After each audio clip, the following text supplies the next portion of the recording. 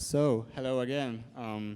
We're gonna do something for the first time, something that we didn't do last year, a fireside chat with our speakers. So please give a warm welcome to the speakers and the stars of today. There's no fire, but there will be a chat. Basically, if you have like any questions, Kotlin related or anything you would like to ask our speakers, this is the right time to do so. So shoot. If there are no questions, this is going to be an awkward hour.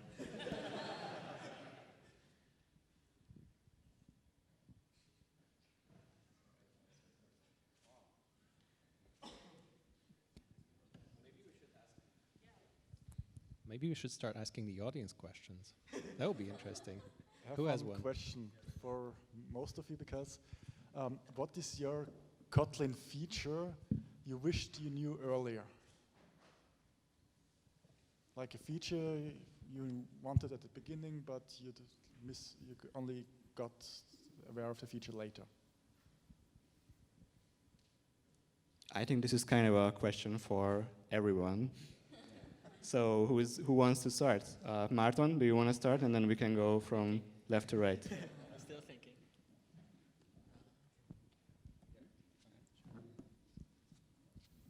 So the question is, what was the first, a calling feature that I wish I could have discovered before? In my case, it's probably suspend functions, I'd say, even if it was not part of Kotlin in the beginning, but now already it is. Because that kind of enabled the ability to control side effects. So, and avoid blocking the caller thread. So that was kind of mind-blowing for me and something that is kind of unlocking a lot of patterns that we can exploit. I got one. I spent an embarrassingly long amount of time without knowing you could declare constant outside of the companion object. So, yeah.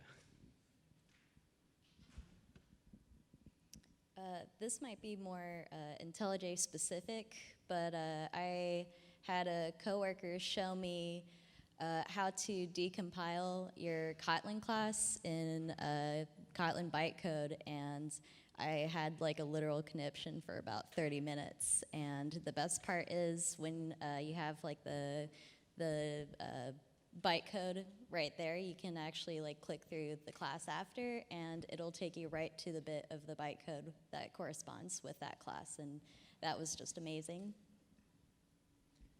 I think I'm gonna plus one the Amanda what just said. Actually, I used that feature to debug once because I had my release build, which ProGuard actually add some of my metadata.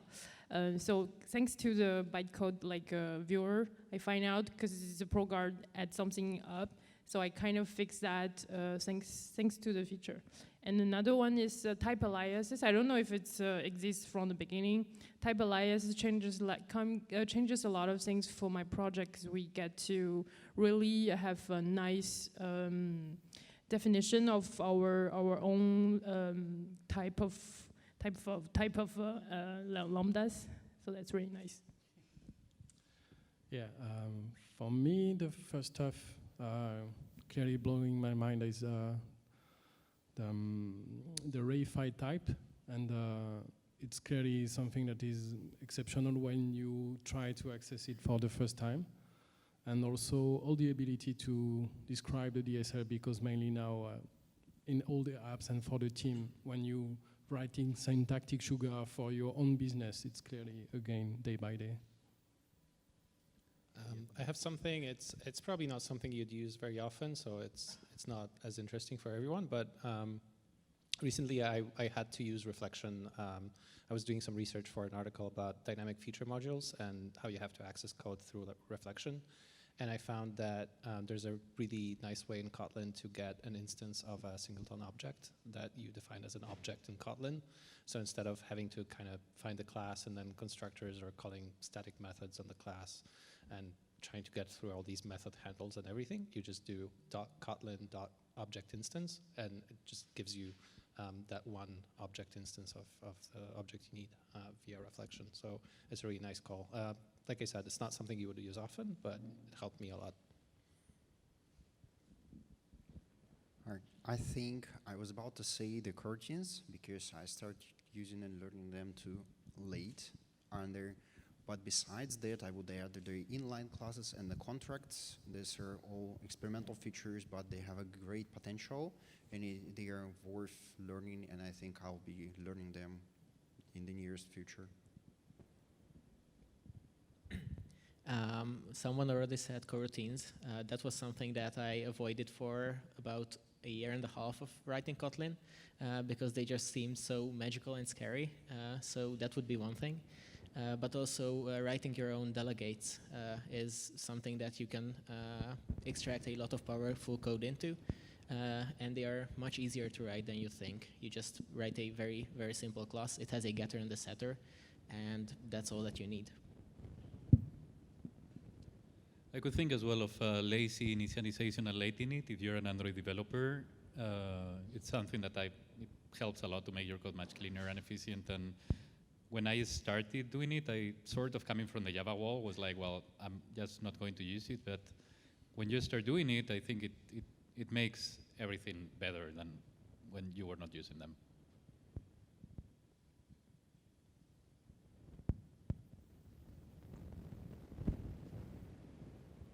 I think we have all of our answers. Next question. Thank you. I'm gonna take an easy one. So for me, I just asked the opposite question then.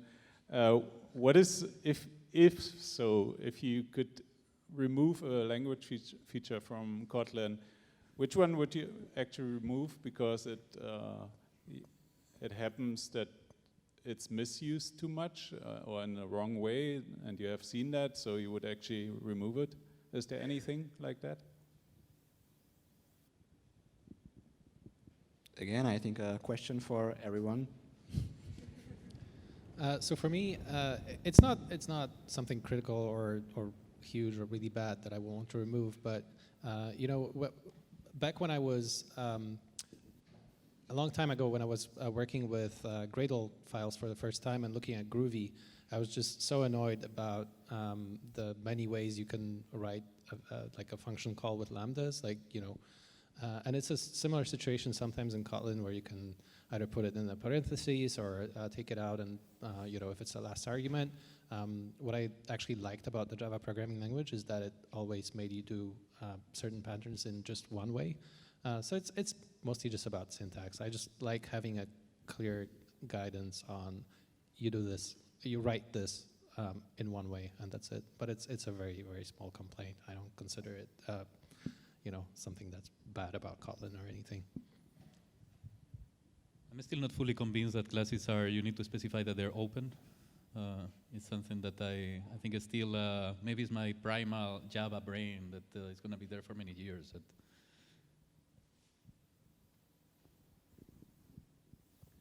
Yeah, for me, something like the protected way, the way protected works with Java was a little bit easier, but it's fine, I guess, probably. For me, perhaps take me time to have a real strategy to make the late init stuff, and when I use some new label, when I use late init, and perhaps I prefer to use a new label instance and fight with the new label stuff instead of having a kind of random late init var somewhere and having a var in my instance here. I don't know, yeah. It's still hard to dig into this stuff and having a right initialization, depending on the case. I would mention a feature. I think it's infix. I can't remember. So basically, you can define something really natural language, then you can use it everywhere in your code. One of my coworkers is like a big fan of this, so he uses it everywhere in the code, in the tests. So basically, if I'm not following his thinking path, when I saw it, I was just lost. I think it's an awesome feature, but like if someone abuses it, it's gonna create some maintenance problems. But it's an awesome feature. I'm not really sure why, but I don't know if I'm super crazy about breaking loops or for eaches with that annotation. And I'm not sure if there's necessarily a better way to do it. I just think it's a little bit awkward. No major complaints. And then I guess also the use of reified generics and maybe like combining it with higher order functions. Each concept by itself is awesome and incredibly amazing, but it took me a really, really long time to actually get to learning those features because it's idiomatic in a way that when I looked at the source code for Tornado FX for the first time, I just closed my laptop and then didn't come back to it for a year. It just intimidated the hell out of me. So I guess if there was a way for Kotlin to look a little bit cleaner when taking on those like really powerful generic features that Kotlin has, I think that would be a bit nice. I think it's something I'd have to think about a little bit more. That's a tough one for me. I've just spent all the time thinking of the features, and maybe I'll plus one to the idea about this labeled returns or the local returns from lambdas. It looks a little bit longer sometimes, and from the other side, I'm for removing any complexity if it is possible to make it easier, but there is no concrete answers here. And lastly, maybe our dynamic keyword in JS. I'm just joking.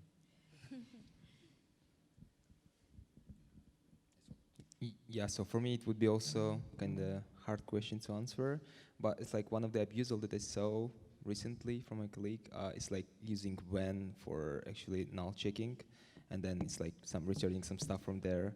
I think the lambda functions is like definitely better fit for it. So for me, I'm not really happy with the late ini modifier actually, because it's like opening the door for keeping that field null, but just for a little while, just because we actually need it for integrating libraries like that require later initialization, like Mockito or any dependency injection libraries. But otherwise, you would want to keep that as non-null, as a non-null property. So since you don't want it to be null, but you still want it to be injected a little later after construction, you use this late inner modifier. But it's a little bit tricky because it's like a promise of that value being there for sure, but it's not true. There is some little gap where the value could actually not even be initialized yet. So that's opening the door to runtime exceptions instead of being type safe and controlled by the compiler while you are typing. I guess it might turn out, but I wouldn't really remove anything. I think Kotlin is very powerful as it is. And then we have other tools that can help us, like not do nasty things like detect. So there's that. Public by default. We have the awesome internal modifier. Thank you. I don't hate public by default, but we also have internal, which is, I think, a very good visibility modifier. And that would work neatly as a default. It will also never happen. I think this has been discussed at the last Kotlin conf. So there's that. Actually, about internal, I'm not sure if you guys in JetBrains have thought about adding more visibility modifiers to be able to kind of make an internal but for multiple packages, because we've sometimes found ourselves in that need and we don't have a real way to expose this, but just for these two modules.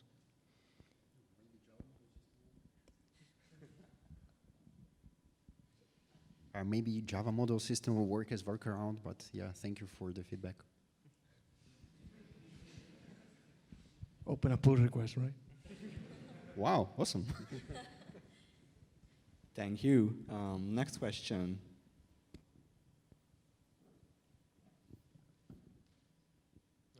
Another general question. How do you feel about the evolution of the Kotlin language? Are new features added too fast, too slow?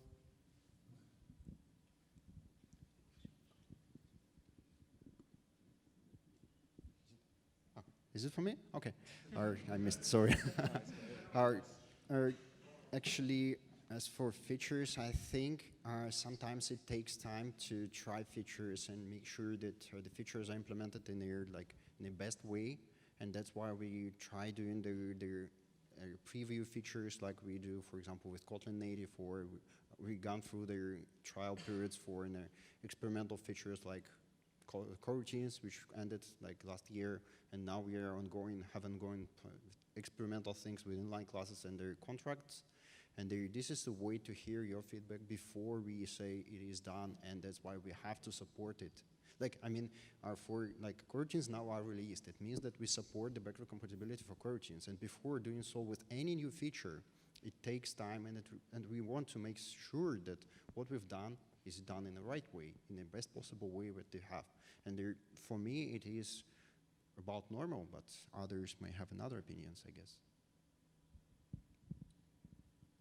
There is this feeling that I get occasionally, and I'm sure others might feel this way too, where it feels like there's a new feature coming out, and I'm still like maybe 3 features behind trying to figure that one out. And I do want to say that, when I got into Kotlin, I first started writing Kotlin, just basically Kotlin in Java, so it wasn't very smart. But I feel like I'm not so worried about it now, mostly because you should only explore features that are relevant to you. You don't have to worry about learning like the next newest thing. There's no pressure, and I would say just like learn features as they become relevant to you.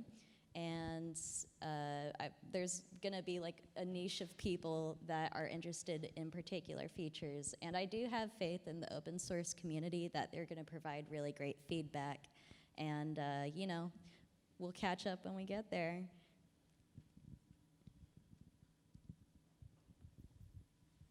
Yeah, I'm going to second that and say I'm very happy with the way experimental APIs are introduced, and that enough feedback is gathered, before they actually are set in stone, and they can't be changed in a way afterwards. And also, don't feel like you're being left out because you didn't try out the latest X experimental thing, unless you want to be, the first person who publishes an article about it or something. If it's not your job to actually teach people that stuff, then it's completely fine to, let other people who actually have had time to play with it publish articles, teach you about it, go to conferences, and at some point when you need it, you'll learn it. It's completely fine. So yeah. Yeah, I'm just gonna add that don't feel stressed about being the first one. Yeah. First one is always gonna be Joe Birch, so you're already lost. So don't get stressed, you will get there. That said, I can't wait for Kotlin multi-platform and native to be stable. Please, faster. Every release comes with a new updates, and they're for Kotlin.js, Kotlin Native, and IDE support. So technically, every update, every like 1.3.30, 1.3.30, 40, 50, it will have small features included. So all the time, every update, something is changing. It kind of remind me how nowadays language are really community driving. If you know a little bit about the Go language, Go actually they're doing their 2.0, and on their GitHub, they're asking people to vote the features they want. They have kind of sorted it out and say, this is one we're gonna take. I think Kotlin community is a really open community, and a lot of things are being heard. And that's why we have awesome feature rolling out, and people are really happy about most of the features. And the community is super important to drive the language framework. I want to add on top of that I think the Kotlin team is super open in the Kotlin Slack group. So for us in Arrow, we got a lot of things to figure out around the language every day, and we always go to these official channels and ask the JetBrains developers, and they are always very open to help us and give us one-to-one mentoring. There's also the Keep repo for being able to propose changes into the language as we are doing. It is, all that is great. It is also true that sometimes it takes a long time for the team to review those propose us, because of course they have like a lot of things and priorities to do. Maybe that's the only thing I will try to enhance. I don't have a clue how, but it would be nice if that feedback could be also like more continuous and get like an actual conversation with the team, and I start with it earlier to see like where is this going and if we need to pivot and try something else, or you know.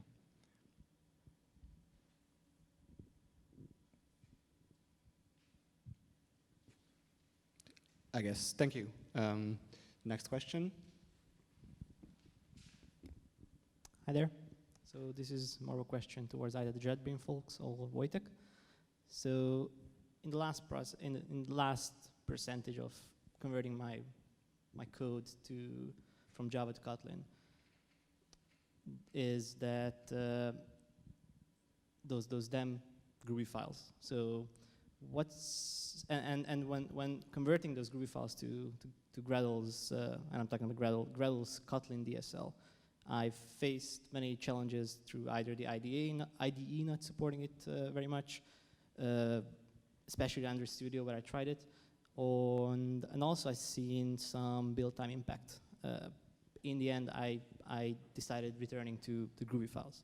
So is there any plans on more love towards Gradle's Kotlin DSL from the IDE?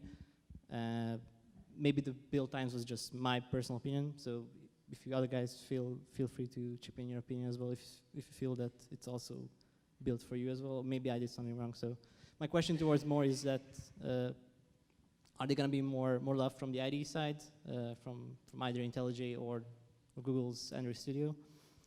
And should I go to converting my Gradle files?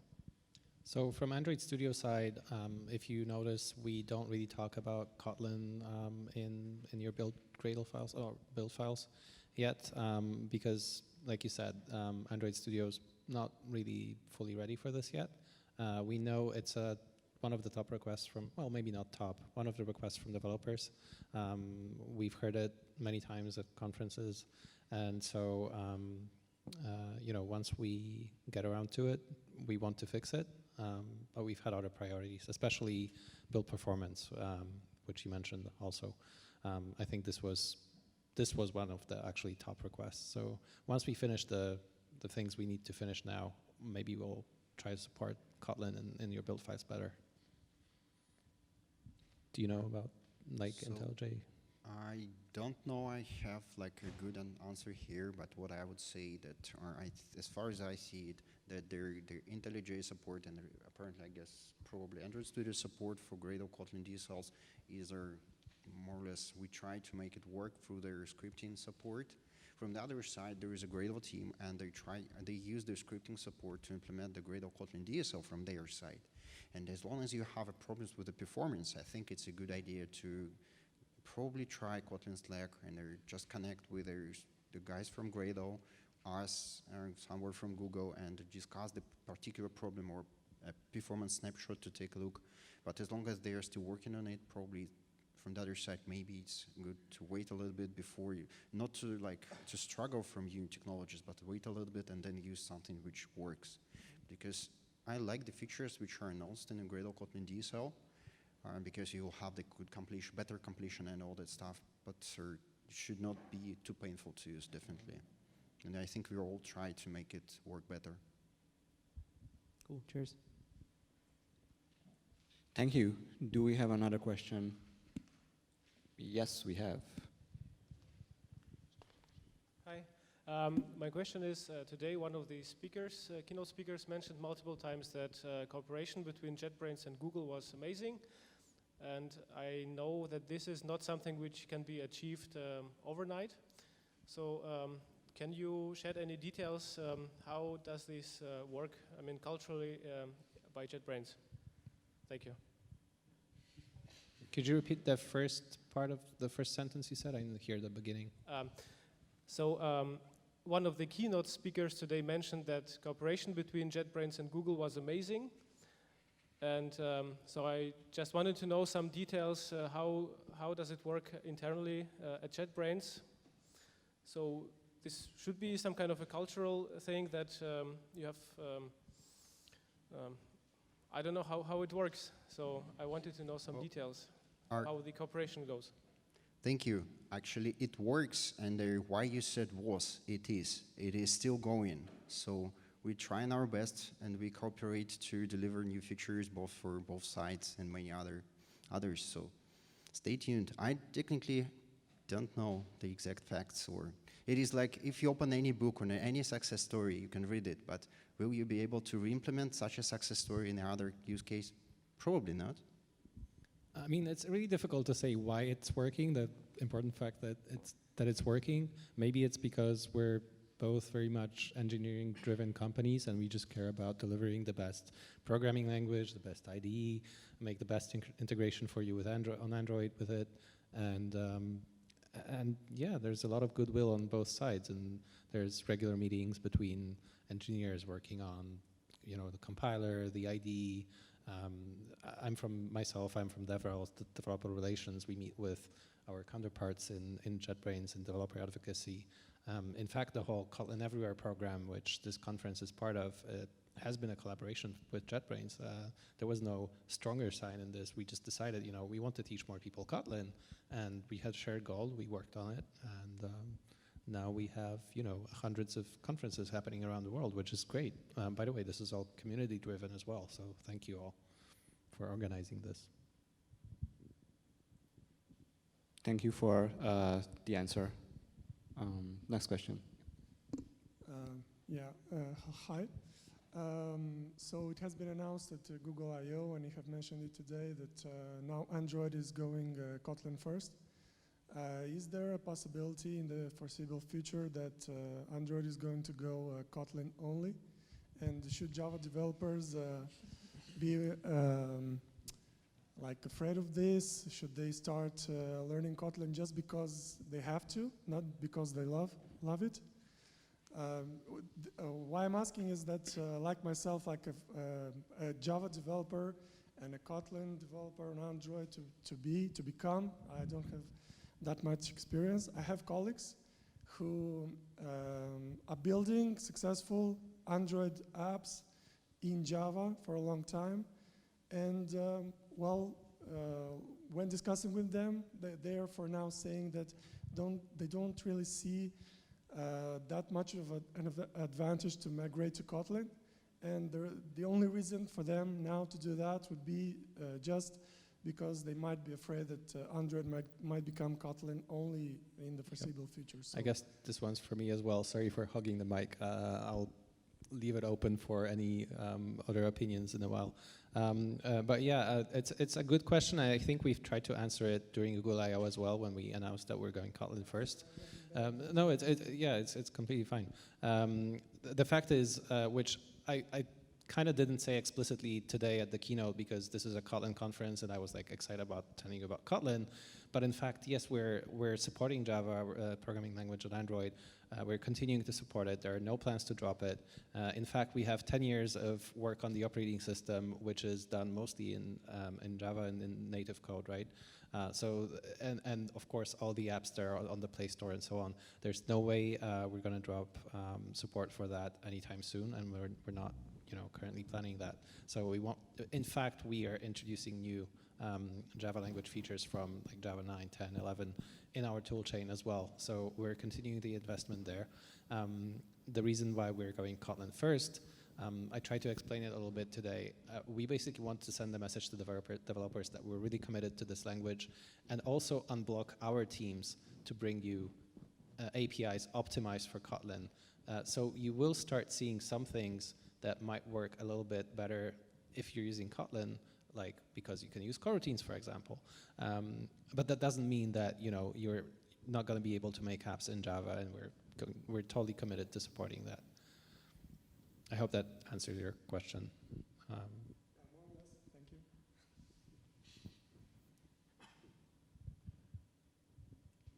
Thank you. Does anyone else want to add something to this, or should we go to the next question? Next question it is.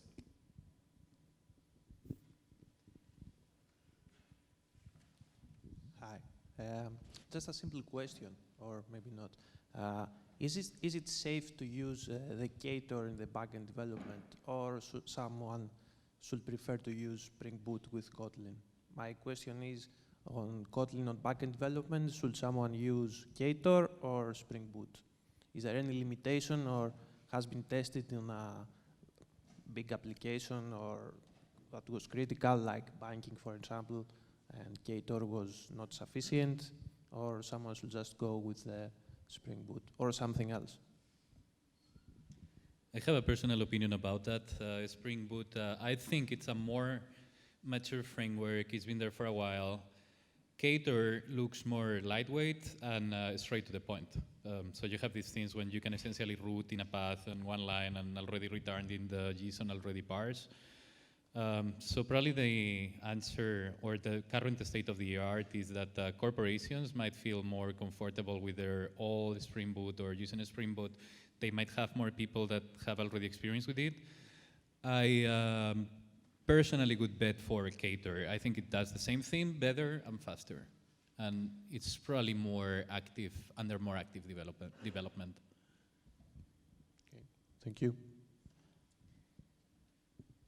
Sorry, if anyone is, if we have remaining questions, is it okay if everyone speaks up a little bit louder? It would be greatly appreciated. Hello, I have a question regarding legacy Java code for apps, where a lot of things have been written in with async task and old code that is not so maintainable anymore. What's your opinion about rewriting existing code that is working in more using coroutines and trying to increase the overall quality on the app? I mean, as a developer, you also have an interest in developing new functional, add new features and so on, but you also want to have higher quality code. And also, so I'll add a second question. Regarding these newer features like coroutines and the modern programming constructs, do you have any tips on finding any large-scale apps that are already using these newer modern functionalities that can be used as a good example for the team to learn from and to kind of increase, to know that this is a good example, rather than figuring it out by reading documentation and kind of learning. So 2 questions in one. The first is basically about, like, do you leave a legacy class or app as is or refactor? And the second is, if I got it correctly, about do you have any recommendations of like larger scale apps that use like top-notch Kotlin features and are open source as well? Is that right? Thank you. Yes. Okay, let me start with the second one. So you may probably have a look into Ktor, which uses coroutines in the wild to allow you to create a non-blocking web server. Or maybe recent Spring Boot or Spring Framework, which announced their support for coroutines, could be yet another example, or just a Kotlin X coroutines library. And as for the first one, I just recalled a joke, like, if it working, don't touch it. And there, jokes aside, from the other side, if you have enough time and their hands to rewrite the whole app with a new language just because you wanted to, people will be happy doing so.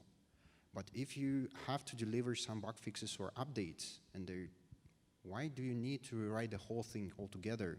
For example, with IntelliJ, we have the huge, like almost 20 years old Java application, and we don't rewrite it. We just write some new code, and they probably convert some classes. That's it. That's enough. Don't waste your time if you don't feel the reason for doing this. That's it from my side. Thank you.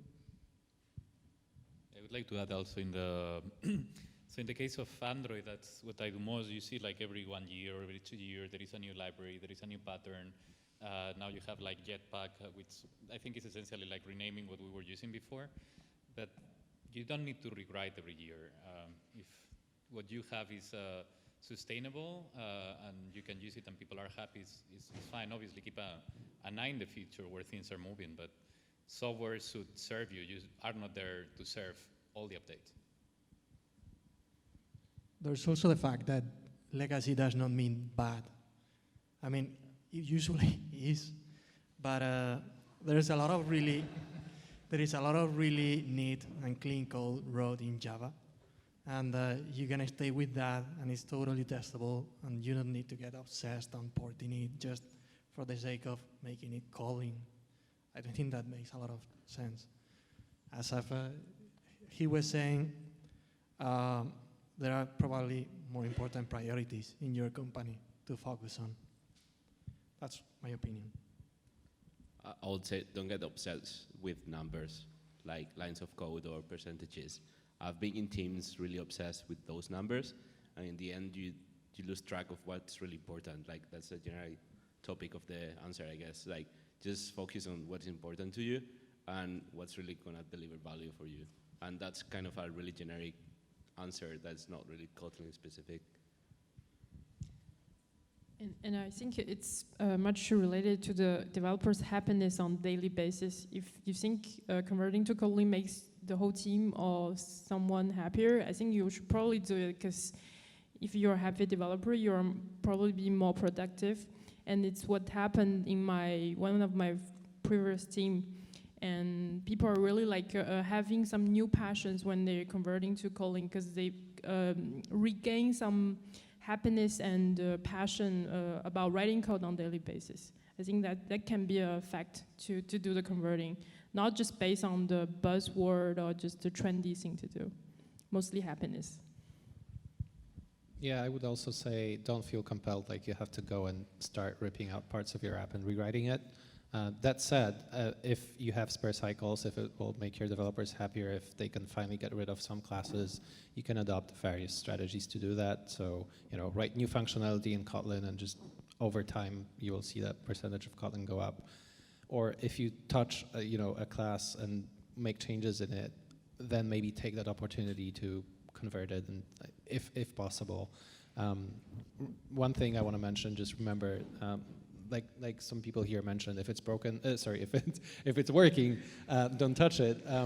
So in that case, just make sure that you have tests, and if you actually touch it, make sure that it's not broken as a result. And yeah, it all depends on the team and your needs and your spare cycles to work on stuff. It's always good to pay down technical debt, but just having Java in your code base doesn't mean it's bad. Yeah, and I would add one more point here. It's like, but from other point of view, it's like, anyway, be careful that you're not like becoming at some point something like really huge, something not maintainable, not like possible. It won't be possible to add any feature. It will be really hard, painful, and stuff like this. Because I used to work in a company that they had like source code from 2002, and they were stick to Java 6 because it was working for them. And it was working for them, but at some point they end up with the situation that they were losing the developers, they were losing the knowledge and stuff just because they couldn't hire like the people who would like to work with Java 6. And as far as I know, this code is still like on production, and they have no plans actually to change it. So just, don't be like, too like on the sides, it's like it should be some balance between like rewriting the code. Sometimes we need to rewrite the code, sometimes we don't. It's just up to the situation. Back to this comparison of using code of lines as a metric for software, saying that that's good is like saying that a plane is better because it has many kilograms. So having source code that have many lines is probably talking more about the problems you have than about the quality of the project. So it's rather try to minimize this or not use it as a metric. It's probably a bad idea. By the way, I forgot about this. That was the second part of the question, right? Samples that use coroutines and stuff. I'm not sure which ones exactly, but the ones I called out during my keynote, so our Google I/O app, I don't know if that one uses coroutines yet. If not, it'll probably will for the next iteration, so watch that.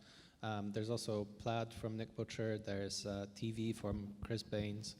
And of course, more people work on them as well. And I would say these are the samples from our side that of course, they're still fairly small because they're not real apps, but they resemble real apps, and they're kind of our testing ground for all of these new things. So if you watch these 3 samples, you can probably find things like coroutines and integrations with our libraries like Room and other things in there. And we'll keep adding them over time as we ourselves explore these new features. Thank you. We have time for one more question.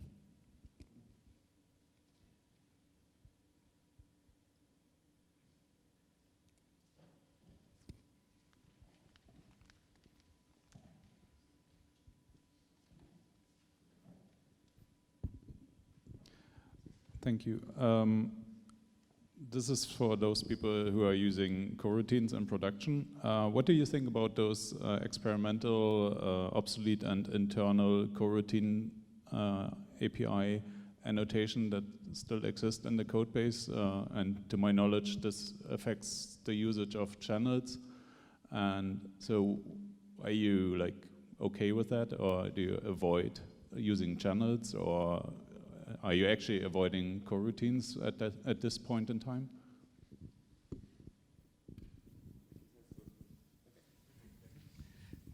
Hey, that's a very nice question. I have to say that I'm terrified by channels, like literally terrified, but we still use coroutines. I mean, the fact that we don't use channels, it's, in my opinion, so totally subjective, like not using retrofit because you don't want to use observables. I mean, you can always use singles, which is actually better. So I would say if you want to go with coroutines, coroutines are just fine. You don't have to go that deep and use channels. Or if you like channels, feel free to use them, but they're not that strictly connected, in my opinion.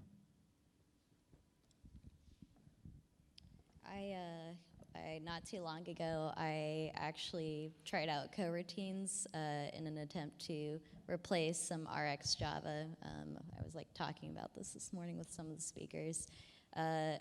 Seemed like a good idea at the time. I felt uncomfortable with doing a root device check and a forced upgrade in the same chain. So I'm like, I think this is a great opportunity to try out coroutines. And just kind of as a warning, I ended up fighting it for 2 weeks with testing and making sure that the queuing was passing and working the same. And so it was a bit of a struggle.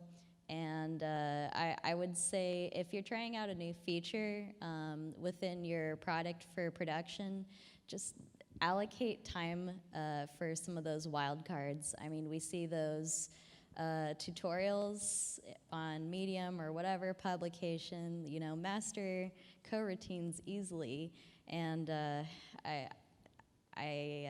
not sure if I can agree with that. It's not easy, but when I was finished with it, I don't, like, kind of looking back on it, it's not necessarily that we're like reducing lines in code or anything like that, but I did find personally that it was a lot easier to test those things separately, and on top of that, you're able to customize the error handling that you're able to do. Actually, speaking of which, there is one thing that I wish Kotlin had, and I wish Kotlin had a better way of doing multiple try-catches. It does look a little bit awkward. And on top of that, one nice thing about trying out coroutines in place of RX Java is that I felt like the code was a little bit more self-documenting, and it was a bit easier to read. So I had sort of a bad experience while working with it, but I think the key with trying out any new feature in your production code is to just make sure that you allocate time for any wildcards that might come up. Very quickly, we are using coroutines in production, and we had essentially no trouble with them so far. And we're even using channels in some very small pieces of code, and they seem all right as well. We'll see how it goes later down the line. Channels are like 1 or 2% of our coroutine usage, but they seem all right for very specific tasks.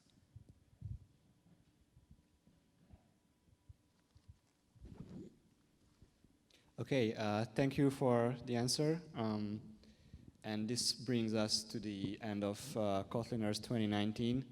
I would like to say thanks again to all of our speakers. It's been our pleasure having you here today. And I would like to thank our partners, JetBrains and Google, and our sponsors, Instructure and Manning as well, for making today possible. And of course, I would like to thank all of you for attending the conference. You are the best crowd ever still. I hope you had a lot of fun and you learned a lot and you met new friends. See you next year. And one more thing to add, we're having an after party this year as well in this building, actually on the rooftop.